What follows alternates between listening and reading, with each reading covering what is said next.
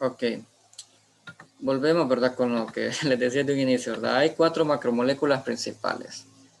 Tenemos a los carbohidratos, los lípidos, los aminoácidos, proteínas y lo que son los nucleótidos, que son los de los ácidos nucleicos. Entonces, los carbohidratos, bueno, ya vimos, ¿verdad? Que, por ejemplo, los carbohidratos pueden ser moléculas grandes hechas de moléculas más pequeñas. Entonces, tenemos los sacáridos, bueno, los carbohidratos, que son los mismos sacáridos, ¿verdad? Podríamos tener los monosacáridos, o sea, que van a ser el monómero principal, o sea, la estructura principal de la cual van a estar hechas las demás estructuras. Por ejemplo, los disacáridos van a ser 2 azúcares. Los polisacáridos pues van a ser muchos azúcares unidos. Entonces, igual los lípidos pues tienen también, ¿verdad? Moléculas muy grandes.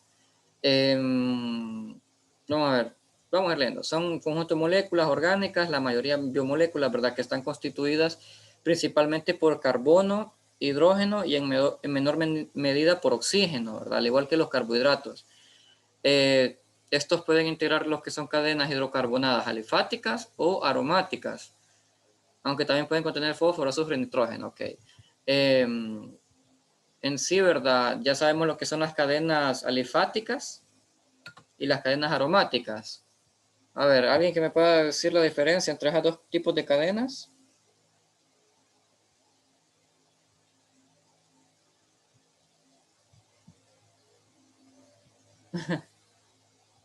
No es el anillo.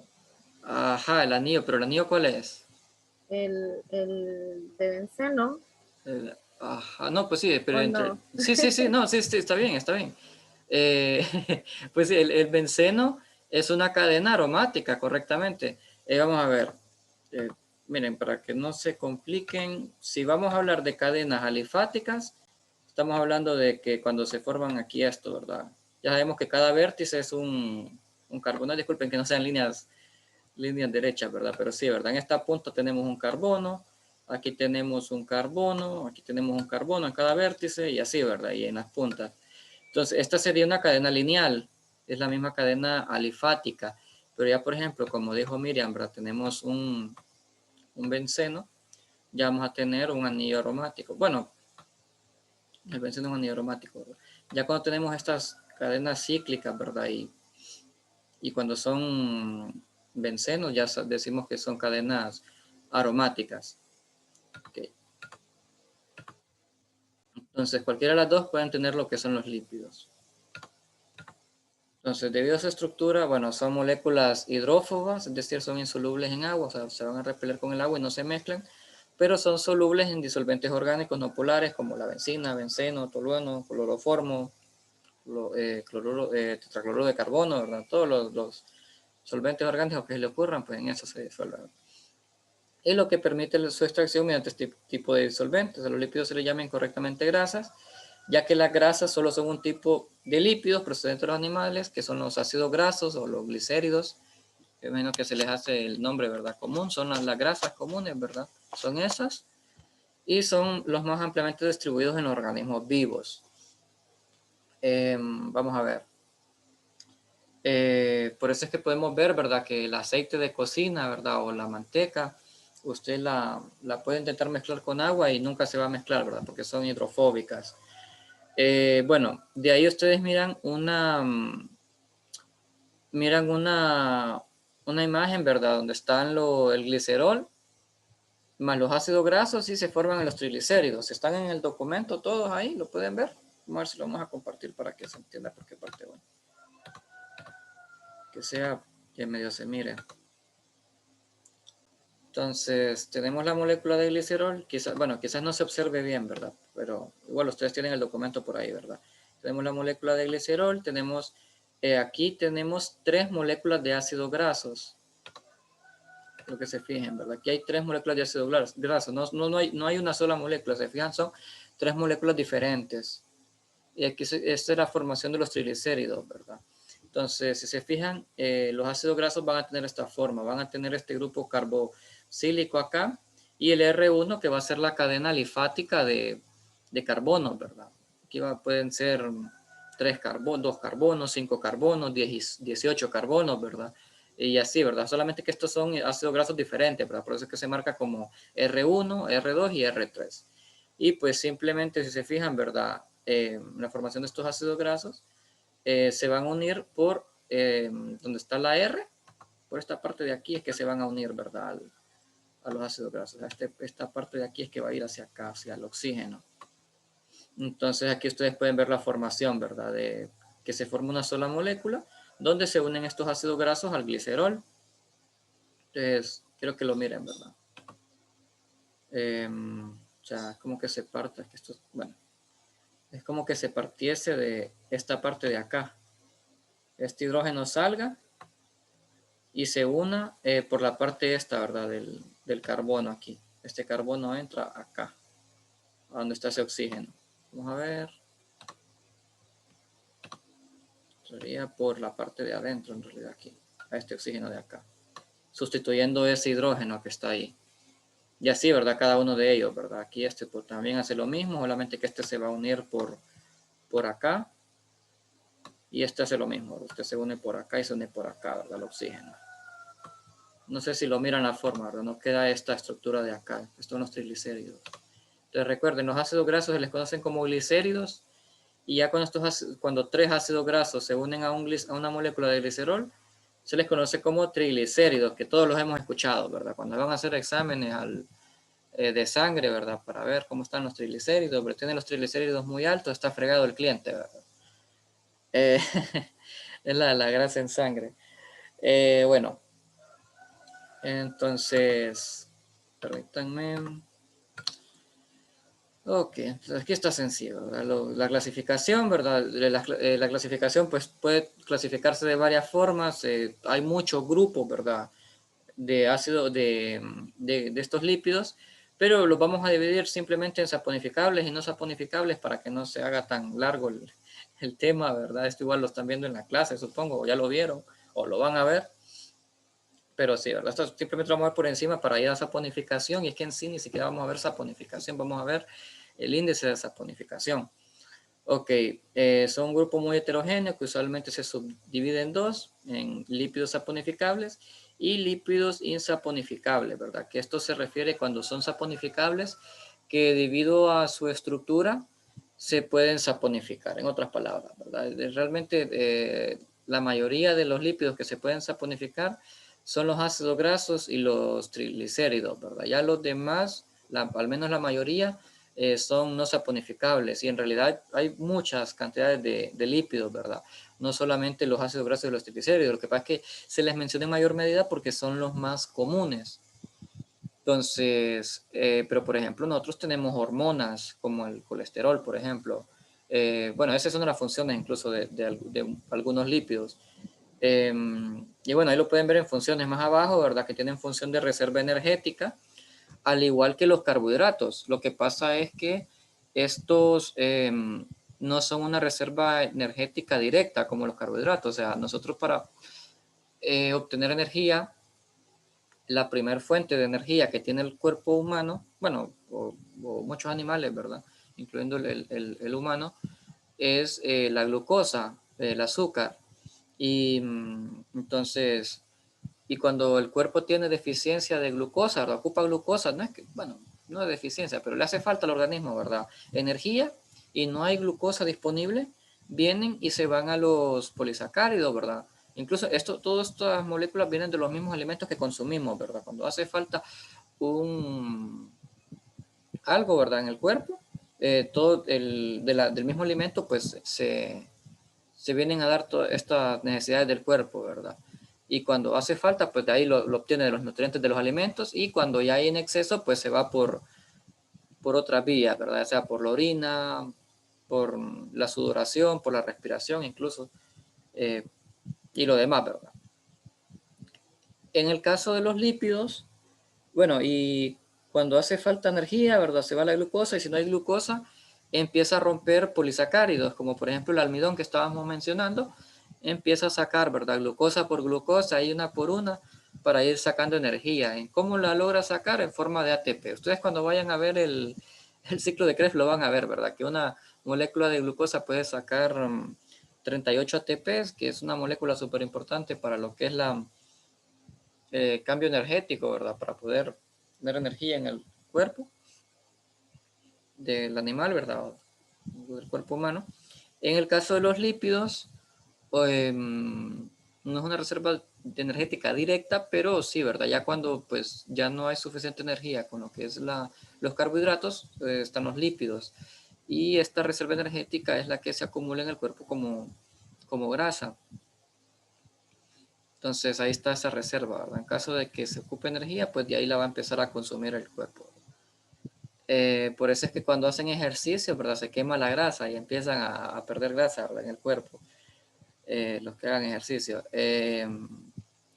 Tenemos la función estructural, que es muy importante, ¿verdad? Realmente lo que son las células, toda su capa que lo rodea es, es lipídica y es la que pues lo hace que sea insoluble en agua, ¿verdad? Qué horrible sería, ¿verdad? Que se disolvieran en la misma sangre, ¿verdad? Las células. Pues recuerden que somos agua. Entonces, esto es lo que permite que no se mezclen en sí.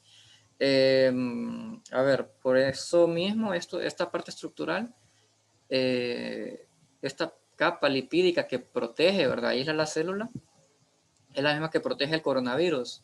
Por eso es que les dicen, ¿verdad? Que hay que lavarse las manos con jabón, o bueno, o el mismo alcohol, ¿verdad? Porque lo que hace es que ataca esa capa lipídica que lo protege y lo termina matando. Luego tenemos la función reguladora, hormonal o de comunicación celular, muy importante. Lo que les decía, ¿verdad? Que muchos de estos lípidos funcionan como hormonas. Tenemos la función transportadora y tenemos la función térmica. Bueno, más que nada en ciertos animales como las focas, esos animales que están en hábitat de agua muy fría, pues ellos tienen una capa de grasa, ¿verdad? Que los aísla totalmente del frío. Por eso es que ellos no pueden morir de hipotermia si no fuera por toda esa grasa que los protege, ¿verdad? Ok. Ahora sí, vamos con saponificación, ¿verdad? Que creo que ya lo conocemos, pero lo vamos a hablar así rapidito. También conocida como hidrólisis del éster en medio básico. Es un proceso químico por el cual un cuerpo graso unido a una base y agua da como resultado lo que es jabón y glicerina, que es el glicerol que habíamos hablado. Se le llaman jabones a las sales sódicas y potásicas derivadas de los ácidos grasos. Son susceptibles de saponificación todas aquellas sustancias que en su estructura molecular contienen restos de ácidos grasos y son sustancias naturales a las que llamamos lípidos saponificables. La saponificación de un triglicérido se resume así, ¿verdad? Por lo general, la saponificación se prefiere hacer en un triglicérido por la cantidad de ácidos grasos que contiene, ¿verdad? Aunque igual se pueden hacer con ácidos grasos. Entonces aquí tenemos la reacción. Si se fijan es parecida a la que vimos anteriormente, pero la inversa y pues se utiliza NaOH. Entonces, ¿qué ocurre? Aquí, ¿verdad? En vez de unirse, ¿verdad? Lo estamos rompiendo. Entonces, en este caso, bueno, aquí lo que va a pasar es que el ion sodio se va a separar y el ion OH. Okay. Y pues lo que va a ocurrir es que este ion sodio, a ver, bueno, lo podemos de todas formas, ¿verdad? Se va a unir por acá. Este ion sodio se va a unir por acá. Y vamos a tener esta molécula de acá. Que esta es una sal sódica de ácido graso. ¿Se acuerdan, verdad? El ácido graso, en vez de tener sodio, lo que va a tener es el hidrógeno, ¿verdad? En este caso, en vez de tener hidrógeno, tiene el sodio y es una sal sódica de ácido graso y la que nosotros conocemos como jabón. Igual, ¿verdad? Recuerden que son 3 moléculas de NaOH. Entonces, así como esta molécula atacó por aquí, otra molécula va a atacar por acá y la última pues va a atacar por acá, ¿verdad? Y nos van a quedar nuestras 3 sales sódicas de ácidos grasos. Y pues nos va a quedar otra vez la molécula de glicerol, ¿verdad? La de glicerina. Que ya hemos visto en un inicio. Entonces a esta reacción a la que nosotros conocemos como saponificación.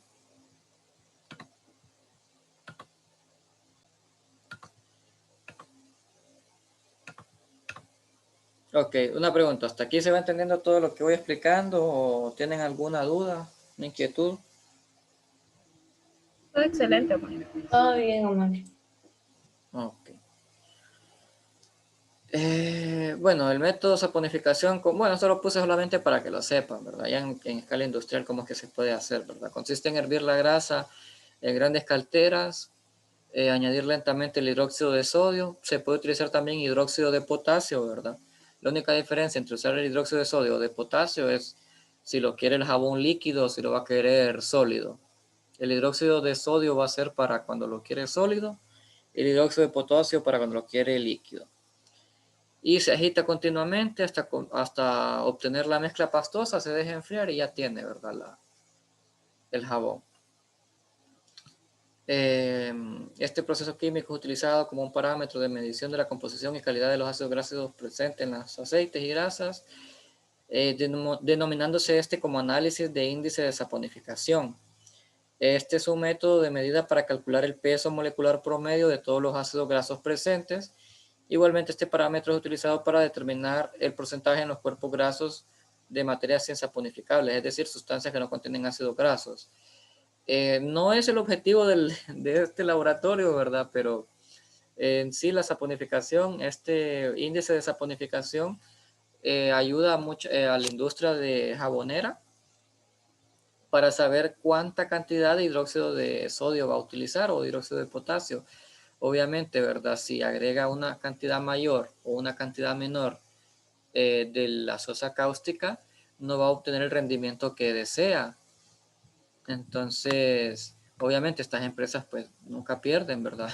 Y aprovechan sus recursos al tope. Entonces ocupan cálculos muy exactos. Entonces este índice de saponificación la utilizan para eso, ¿verdad? Para saber cuánto deben de utilizar de la sosa cáustica para hacer la mayor cantidad de jabones posibles. Pero bueno, en este caso, pues este índice de saponificación tiene otro uso, ¿verdad? Que es el que vamos a ver acá. Y bueno, ¿qué es el índice de saponificación? Va a ser el número de miligramos de hidróxido de potasio necesarios para saponificar completamente 1 gramo de grasa. Esta saponificación se fundamenta esencialmente en una hidrólisis alcalina de esteres glicéricos de ácidos grasos presente en una sustancia grasa con la consecuencia de formación de un jabón. Lo hablo rápido porque ya lo había dicho. La reacción anterior en la práctica, o sea, ya haciéndolo, ¿verdad? Se cumple mediante la acción en caliente del hidróxido potásico alcohólico, es decir, que va a ser una mezcla de hidróxido potásico y etanol. El hidróxido de potasio va a tener una concentración de 0.5 normal en cantidad suficiente para lograr la saponificación completa, es decir, en exceso. Vamos a agregar hidróxido de potasio en exceso. El exceso de alcalino combinado, es decir, lo que sobre, ¿verdad? De que no se llevó a cabo que no reaccionó, que no se llevó a cabo en la saponificación, se determina por acidimetría. En presencia de un indicador adecuado, simultáneamente se realiza un blanco para los efectos de cálculo. A ver, viéndolo en el simulador se va a entender mejor. Pero aquí lo que se refiere es que se va a hacer una saponificación, pero con un exceso de hidróxido de potasio, y se va a calcular la cantidad de hidróxido de potasio que no reaccionó. Y de esa manera se va a saber cuánto sí reaccionó. Y de esa manera se va a saber el índice de saponificación de manera indirecta de la muestra, de la grasa. Y bueno, esa es la idea de esto, ¿verdad? Y esto de que se realice un blanco, los que llevaron analítica 2 ya saben de esto, ¿verdad? Del blanco, qué significa. No sé si alguien se acuerda y lo quiere compartir.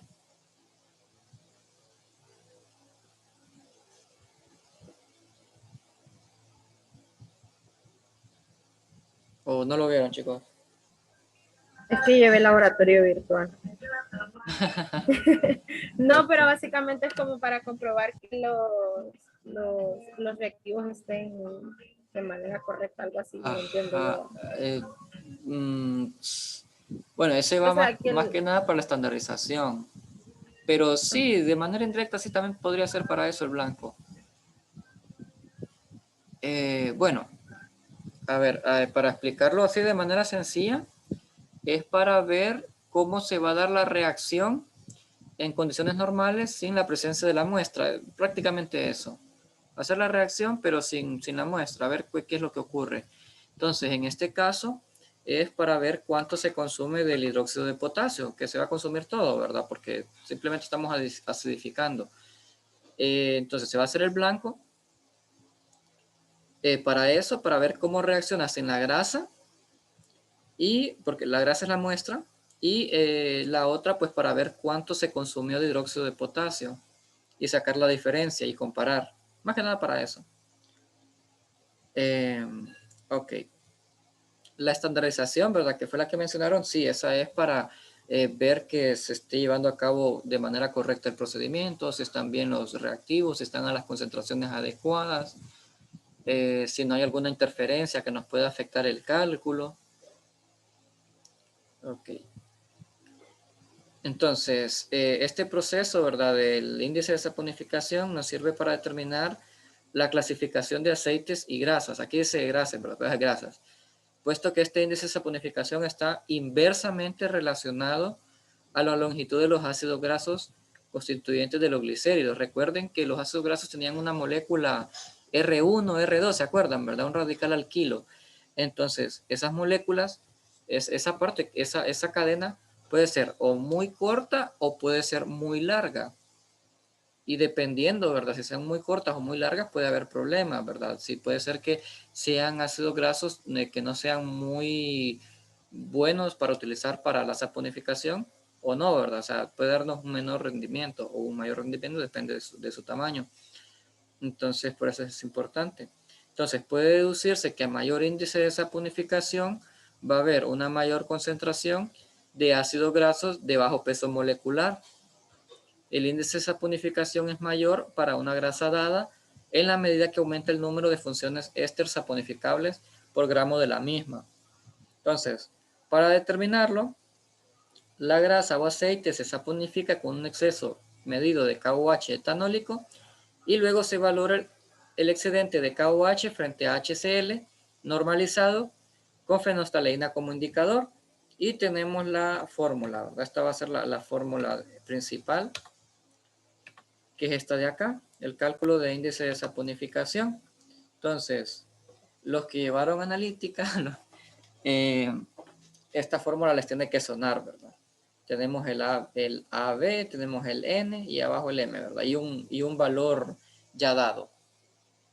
Pues se mira una fórmula muy parecida para acidez, para alcalinidad, para dureza. Entonces, bueno, pero aquí pues no estamos calculando eso, estamos calculando el índice de saponificación.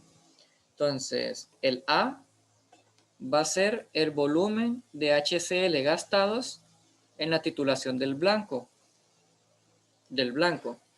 Y el B va a ser lo mismo, pero para la muestra, es el volumen de solución de ácido gastado en la titulación de la muestra. Y aquí sacan una diferencia, ¿verdad? ¿Qué significa esa diferencia? Bueno, esa diferencia va a ser el volumen de KOH, ¿verdad? Que reaccionó. Se lo estamos sacando de manera indirecta. Y la N va a ser la normalidad de la solución del HCl estandarizado, que por lo general se utiliza 0.5 normal. Y este 56.11 va a ser los equivalentes gramos de KOH. O sea, si nosotros sacamos el peso molecular de KOH, es 56.11 gramos mol, no equivalente, gramos mol. Entonces, para sacar los equivalentes tenemos que saber que este es una base y, bueno, es una base y contiene solamente un ion de OH, de hidróxido. Entonces, el equivalente es 1, ¿verdad? Entonces, 56.11 entre 1 nos va a dar lo mismo, ¿verdad? 56.11. Por eso es que este va aquí, ¿verdad? 56.11. Y M va a ser la masa de la muestra en gramos que vamos a utilizar. Y bueno, aquí tenemos el cuestionario que es para el informe. Ok, entonces con esto pues ya vimos todo lo que es la teoría. Entonces no sé si hasta ahora pues quedaron con alguna duda. A ver, el cálculo quizás sí está un poquito confuso viéndolo así, ¿verdad? Por solamente explicado con palabras, ¿verdad? Pero ya lo vamos a hacer un ejemplo para que pues lo podamos ver mejor cómo es que se aplica la fórmula. Pero igual, si alguien tiene una duda, tiene una pregunta, algo que le inquieta, ¿verdad? Puede preguntar.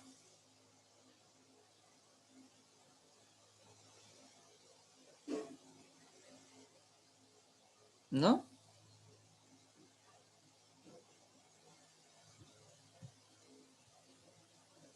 Ok, entonces supongo que no, ¿verdad? No tienen dudas. Entonces vamos a pasar a lo que es el simulador, que aquí pues tengo que compartir pantalla y espero que se mire bien. Y explicarlo, ¿verdad? La reunión está a punto de acabar, entonces voy a necesitar que se vuelvan a unir a la reunión para seguir ya con lo que es el simulador. Listo, amor. Ok, ok.